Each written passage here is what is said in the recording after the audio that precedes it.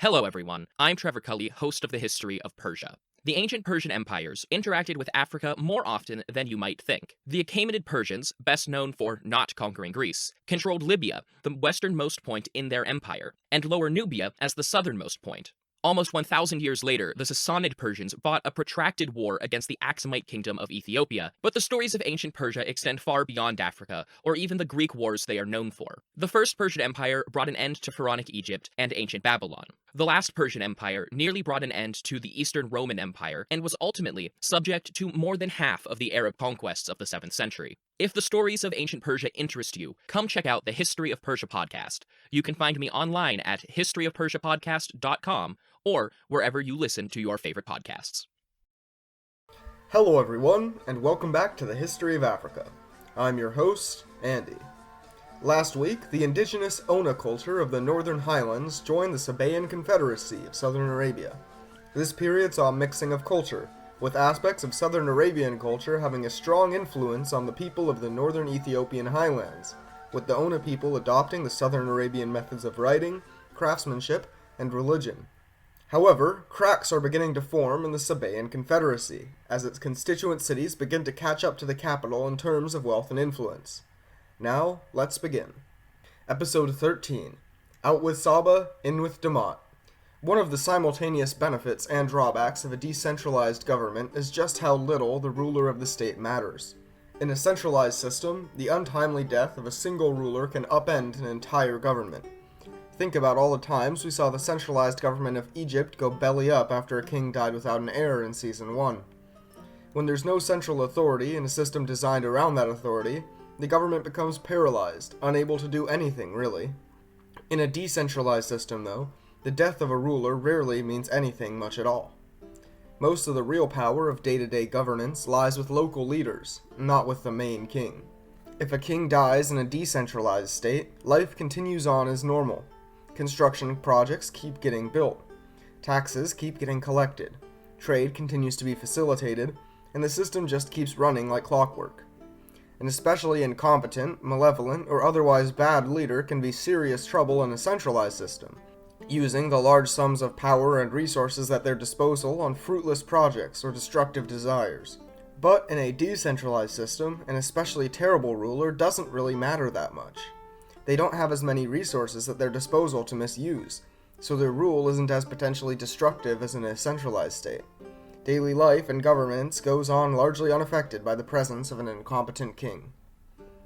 The ultimate unimportance of the ruler is the biggest advantage of the decentralized system, but can also be its biggest peril.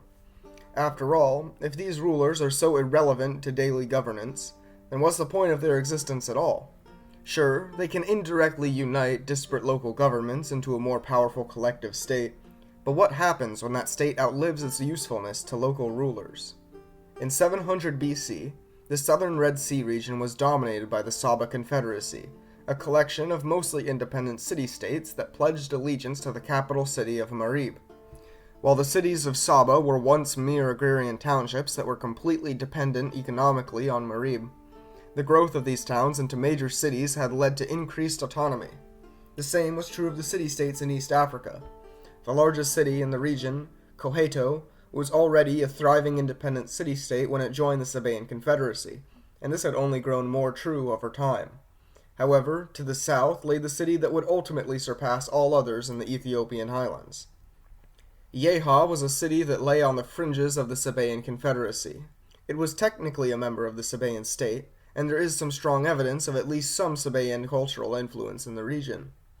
The city, for example, had a grand temple built in the Southern Arabian style, dedicated to the Southern Arabian moon god Al-Makah, and wrote its records in the Southern Arabian script. But the city also managed to maintain more of its East African heritage than the coastal city-states to its north.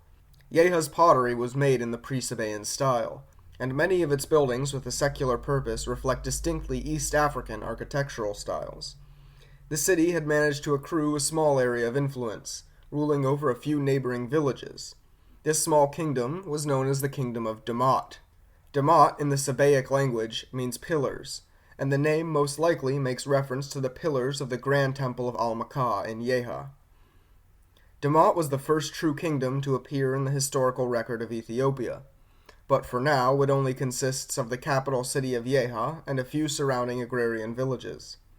The kingdom was a constituent kingdom of the Sabaean Confederacy, one of the kings that was subservient to the Mukarib of Saba.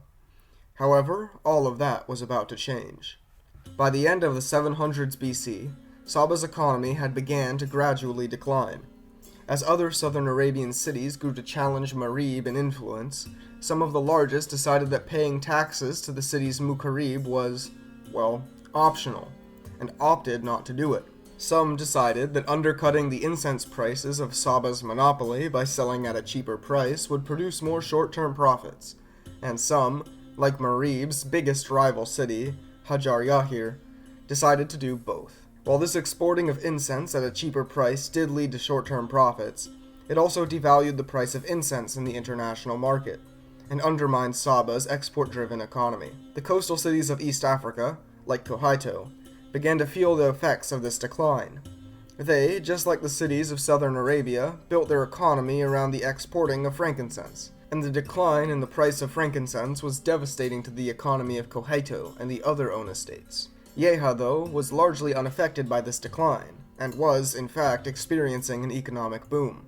Incense exporting was a relatively small part of Yeha's economy, and one of the city's largest exports, ivory, was booming in price. Elephants had recently gone extinct in the Middle East, and were dwindling in population across coastal East Africa. Yeha reaped the economic benefits of trafficking in this increasingly rare, and thus increasingly expensive, resource. Their dominance in the booming trade of ivory made Yeha the most prominent city-state in the Ona region, and its kingdom of Damat began to spread its economic reach over the rest of the Ona region. The region had not yet adopted copper or bronze tools, and many cities were still using stone tools to do most of their tasks.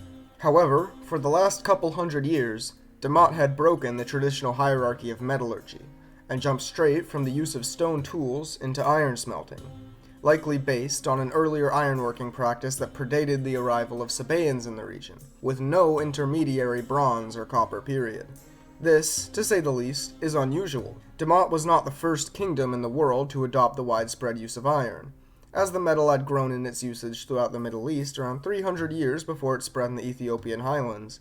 But the spread of iron in the Ethiopian highlands prior to the adaptations of bronze making is interesting, albeit not uncommon in sub-Saharan Africa.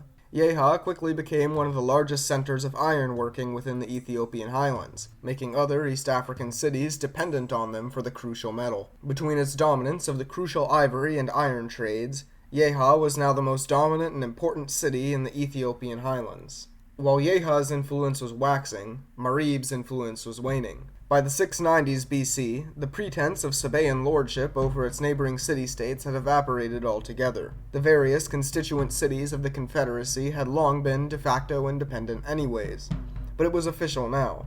The city of Hajar Yahir, long a rebellious subject, proclaimed itself to be the capital of the new independent Kingdom of Ausan. The northern city of Haram proclaimed the independent Kingdom of Ma'in, and the city of Timna forsook the Mukarib, and declared an independent kingdom of Kataban in the western valleys. These cities renounced their worship of the Sabaean god Al-Makah, choosing instead to worship an alternative moon god, Om, meaning uncle in the Kataban language.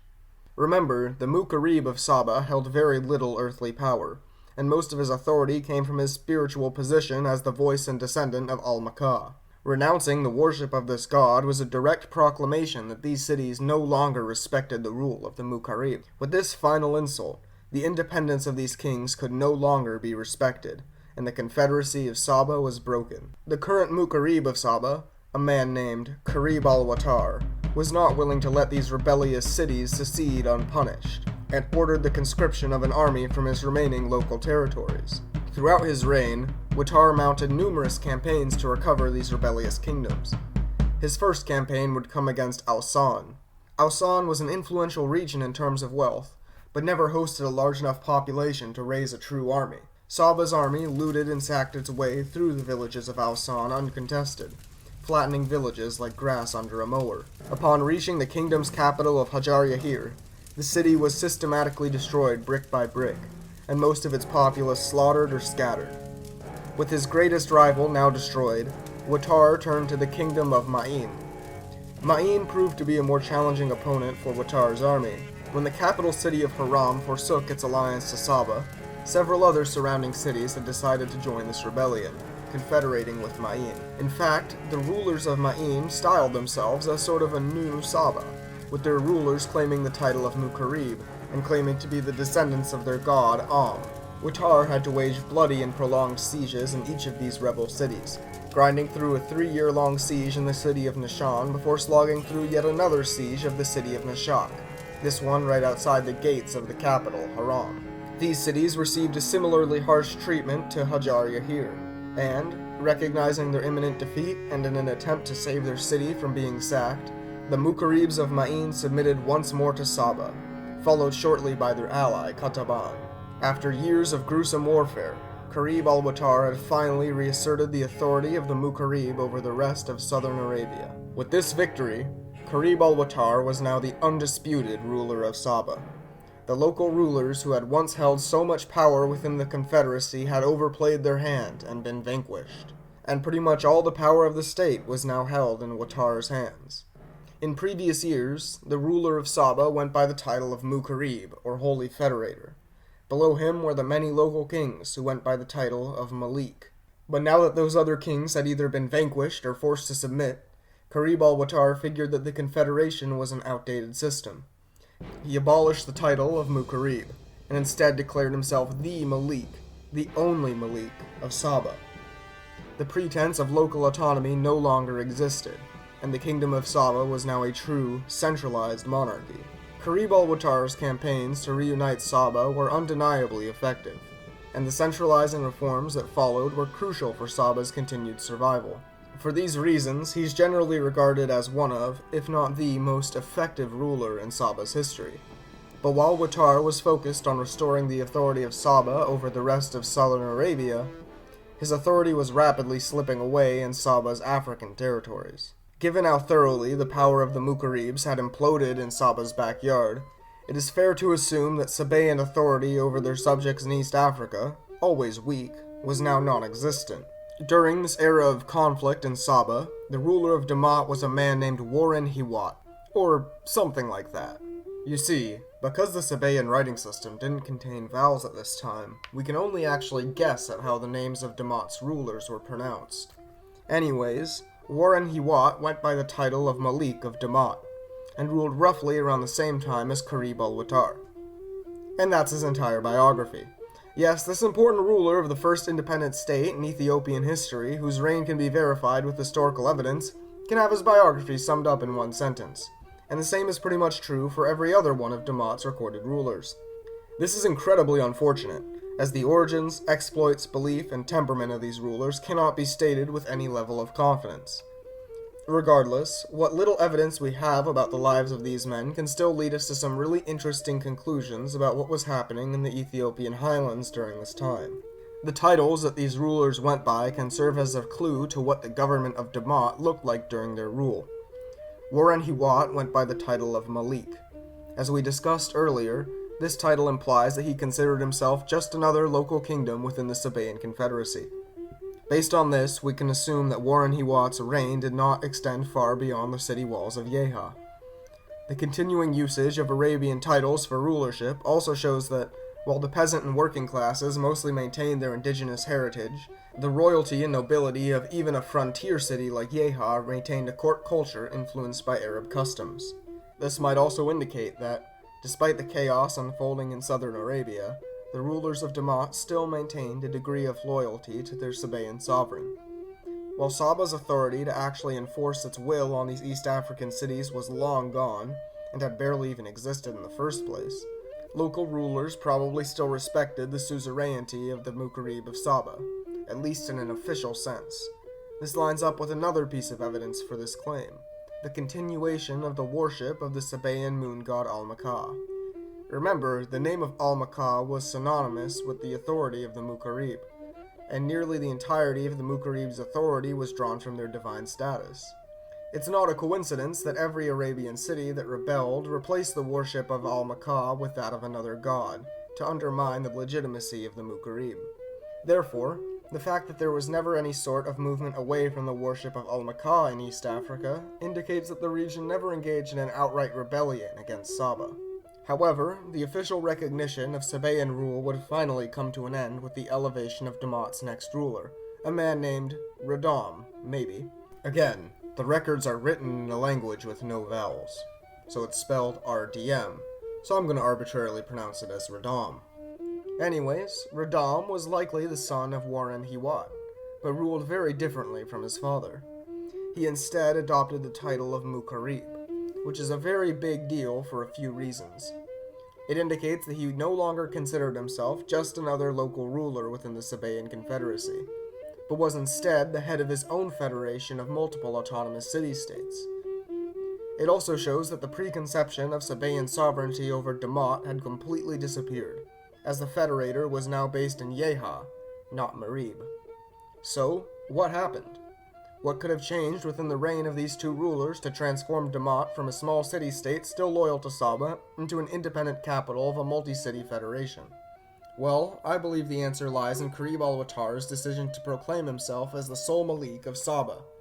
You see, while the decision to make himself sole ruler was effected in quashing potential future rivals in southern Arabia, it was a problematic decision for his relationship with the city-states of Ethiopia. You see, while the entirety of southern Arabia was forced at the point of a sword to accept Wattar's new status as sole king, this was not the case in East Africa. Declaring yourself to be the sole king of your state was obviously a massive threat to the remaining kings of East Africa. I mean, if this guy is going to be the only Malik of Saba, then what's going to happen to the Malik of Kohaito, or the Malik of Yeha? So, by 690 BC, as the Sabaean Mukarib, Malik, had now shown that he had no intention of respecting the independence of his subjects, the local kings of East Africa left the Sabaean fold. But the problem is that this confederacy with Saba had existed in the past for a good reason. Individually, the city-states of East Africa are pretty weak both economically and militarily. They don't command enough power in international trade to control the price of their main export, frankincense. And they don't have the militaries to defend themselves from the Cushitic peoples or the Nubians. Oh yeah, I probably should have mentioned what the Nubians have been doing this whole time. Nubia was just coming off from a fall from the peak of its power. To make a likely future season short, a dynasty of Nubian kings from the city of Napata had conquered all of Egypt in 744 BC, only to be defeated in a series of wars by the Assyrian Empire and lose all of their Egyptian holdings in 656. As these defeats were occurring, the concept of the Nubians invading the Ethiopian highlands to recoup their losses was frighteningly realistic. So, instead of leaving themselves open to a military invasion, these states formed a new federation, and as the ruler of the wealthiest and most powerful city in the region, Radam was able to insert himself into the role of Mukarib. While I often see sources refer to Damat as a kingdom, this, along with some later developments, indicates to me that federation would likely be a better term for this state, as the city-states of this region essentially maintained their independence under the overarching rule of the Mukarib from Damat. This is the system of government that these cities had grown used to under the rule of Saba, so it makes sense to me that it would continue in this way. You might expect that, by choosing to leave the Sabaean fold, Damat would have spoiled their relationship with their former overlord. Judging by how harshly he had responded to the secession of his other subjects, you might have expected Qarib al-Wattar to mount some kind of invasion of the Ethiopian highlands to reclaim his territory and return his domain to its greatest geographic extent. However, this invasion never came. Qarib al-Wattar likely viewed the region as valuable, but more trouble than it was worth. He had already exhausted many of his military resources retaking his possessions in Yemen, so why spend more resources mounting an amphibious invasion to reclaim the Ethiopian highlands? In fact, he might have even been relieved that, despite leaving the Sabaean state, these city-states continued their worship of Al-Makah, and had supported him during early stages of his wars. Damat and Saba maintained an incredibly close alliance throughout the following years, and immigration between the two states remained commonplace. Unfortunately, little is known about the period of Damat following its full independence from Saba.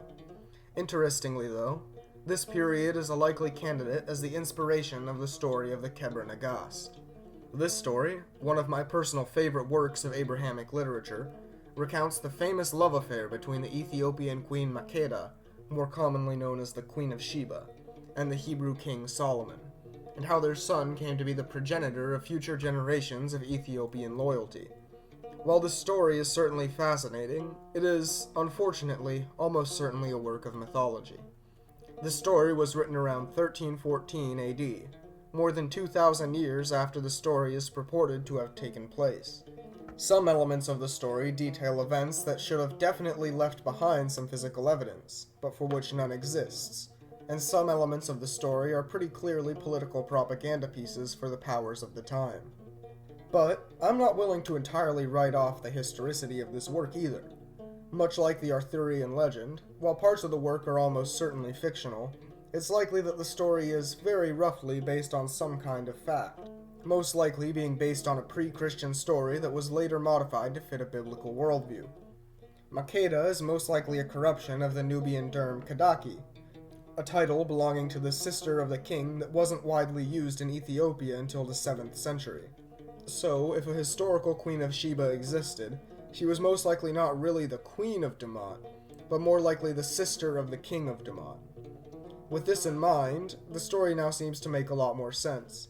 Sisters and daughters of kings are commonly used by the king to secure diplomatic marriages with allied states, so perhaps the story of the Queen of Sheba was not that of passionate lovers, but of a calculated diplomatic move. Assuming that this story occurred in the 7th century, and that the Kebra Nagast correctly identifies Judah as the destination of her journey, that would make the Hebrew king Josiah, not Solomon, the most likely candidate as the male figure in the Kebra Nagast. Besides the legendary history of the Kebra Nagast, an understanding of the Confederacy of Damat remains somewhat enigmatic. In the year 650, a man named Laman was declared the Mukarib of Damat, and then there is historical silence. Now, pretty much every historian on the matter is pretty strongly convinced that there exists plenty of archaeological evidence of what was going on at the time, but that the politically unstable nature of the region of northern Ethiopia and Eritrea today has made further excavation difficult. What little we do know points to a slow decline in the power of the Mukaribs occurring throughout the 500s BC.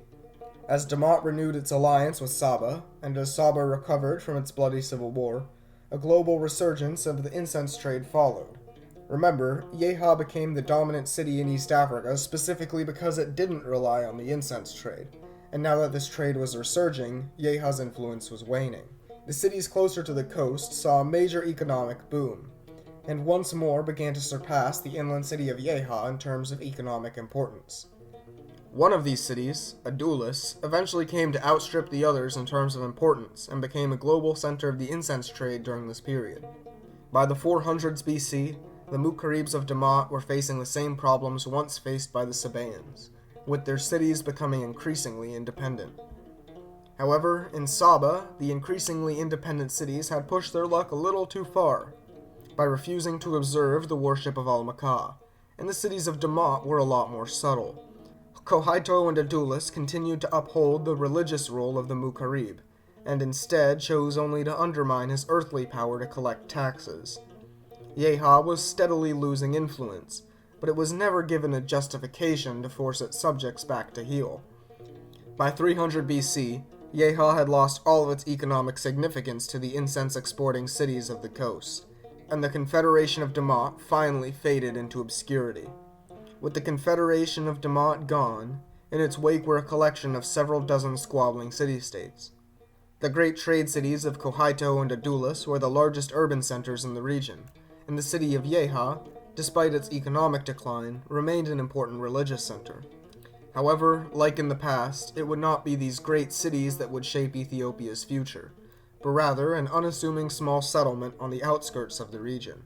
This small agricultural town, with a population likely no larger than 500, would soon grow to become the largest and most influential city not only in the Ethiopian highlands, but in the entire Red Sea region.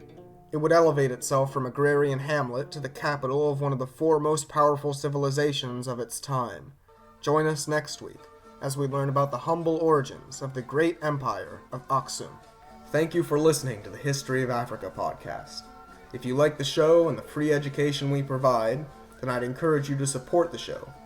This can be done by a monetary donation to our Patreon, which can be found on our website, historyofafricapodcast.blogspot.com, by giving the show a review on iTunes, or by sharing the podcast to anyone who you think might be interested.